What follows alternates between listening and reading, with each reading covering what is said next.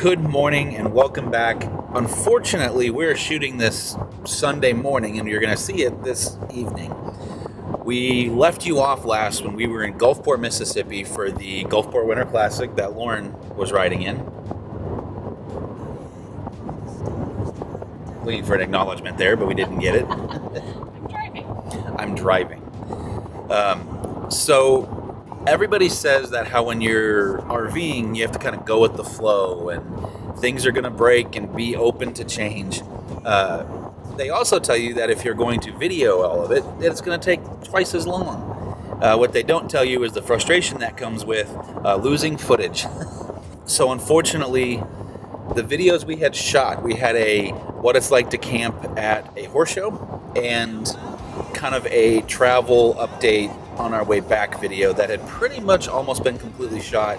Unfortunately, my computer crashed a couple times and the files got corrupted on the card in the process of it, and if de facto, we lost all the footage. So let's do a quick little catch up so what we're saying today kind of makes some sense. So you essentially missed us driving back from Gulfport, Mississippi.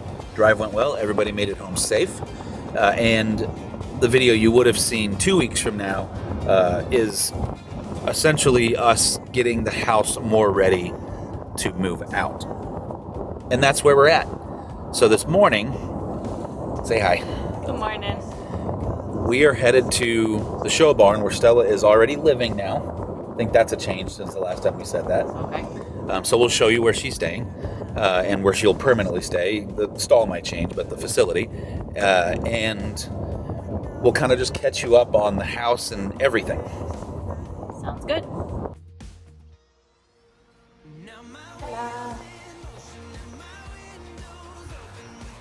Hey, baby.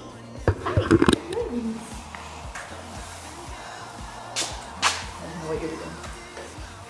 Good morning, baby.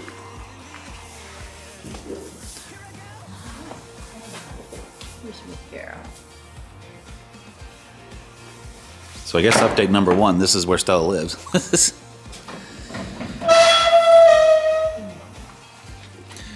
As far as the other horses, so Doc and Mo and the two donkeys, Peanut and Gus, are still at the house, but they're going to live at, yeah. She says, pick this up. Let's go. Take this. Let's go.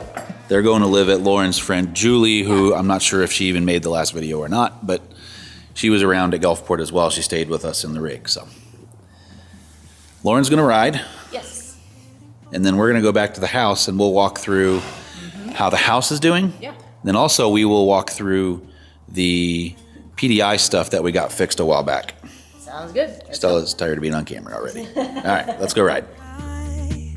Now my wheels in motion and my windows open with the wind blowing in my hair. I'm driving down the... So how have you been adapting to Stella being at the barn versus the house? That has probably been one of the biggest changes that we've made because for the entire time we've been at the house, all of our horses have been there. So whenever we're going for any lessons or riding, there's always been trailering from the house to the destination.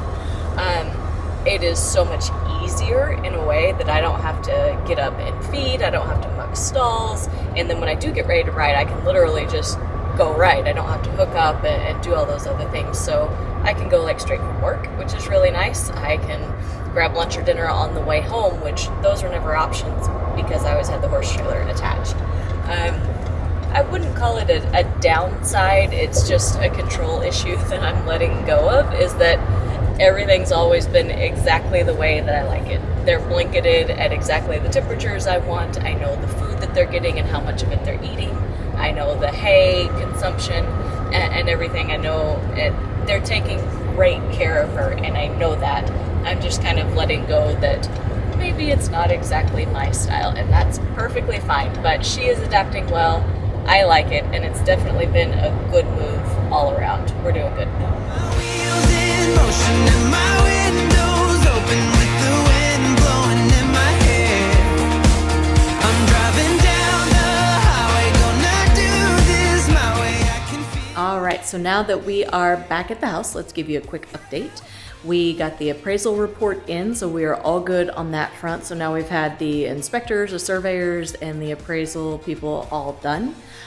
In here, we have been working on cleaning out cabinets and bookshelves and stuff like that. So it's kind of strange, but like most of the cabinets are completely empty. And so we still have a couple of little things, but, and then as Ryan shows you around the room, you can see that like things are missing. We have like pictures not on the wall, the fridge that used to be here, you know, we sold.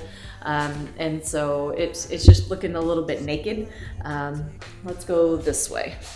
So like in here, you can kind of see that our little bookshelf is all naked and the stuff is off the wall, like our wedding photos and vacation pictures that hung on here for 10 years.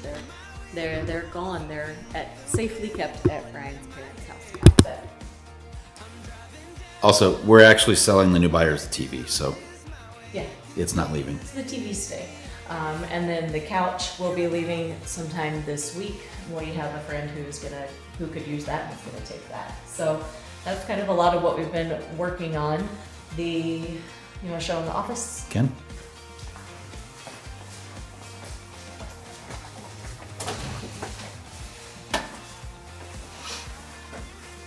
So this used to be Ryan's office, and we have been using this basically as our like important stuff room. Stuff that we were gonna keep in one way or another has been coming in here. And so, but it's kind of naked. It's kind of sad. These are some pieces of furniture that we've had for a really, really long time, decades, that are really well made. Like Ryan grew up with them in his room. Yeah, and so we're not getting rid of those. Those will just go into storage at his parents' house somewhere. So yeah, but other than that, all his golf stuff that's been around here is packaged up nicely. And then this is the room of chaos. This has been a lot of like our garage sale pile room.